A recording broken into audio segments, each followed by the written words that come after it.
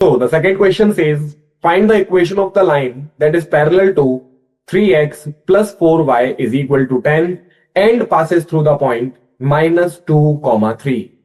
तो एक बहुत ही सिंपल सा क्वेश्चन, अगर आपको अपनी 9th क्लास की थ्योरी याद है तो उसमें हमने पढ़ा था कि दो लाइंस एक दूसरे के पैरेलल तभी हो सकती हैं जब उनका a1 बाय a2 इक्वल हो b1 बाय b2 के, बट इक्वल ना हो c1 बाय c2 के।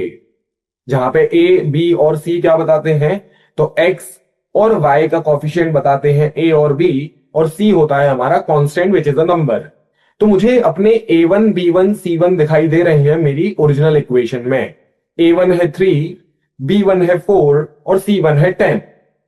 अब मुझे एक और लाइन जनरेट करनी है जिसके a2 b2 c2 इसी तरह बिहेव करे, जिसमें a और b सिमिलर हो बट c सिमिलर ना हो।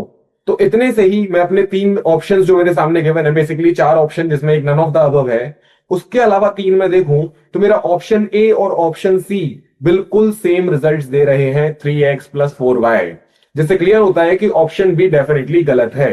यानी कि मेरी जो रिक्वायर्ड इक्वेशन है वो या तो ए होगी या फिर सी होगी, अदरवाइज नन ऑफ दीज हो सकता है।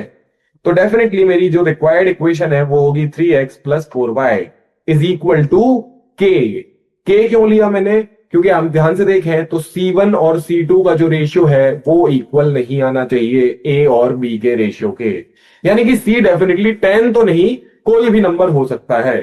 तो कैसे पता लगाएंगे अब ये K की वैल्यू, तो यहां आता है हमारा क्वेश्चन का सेकंड पार्ट कि ये सेम लाइन -2, 3 से भी गुजरती है। यानी x की वैल्यू -2 और y की वैल्यू 3 उसी सेम इक्वेशन को सेटिस्फाई करेगी। So let's put the values of x and y। तो जैसे ही मैं 3 के साथ x की वैल्यू -2 लिखता हूं और 4 के साथ y की वैल्यू 3 लिखता हूं, मुझे मिलता है -6 plus 12 which is ultimately equal to 6 only, which means मेरे k की वैल्यू यहां पर 6 है। And that way my question to this answer will be option A, 3x plus 4y is equal to 6, जो कि हमारी गिवन लाइन के parallel भी होगी और इस गिवन पॉइंट से गुजरेगी भी। So this is how we solve the second question. Let's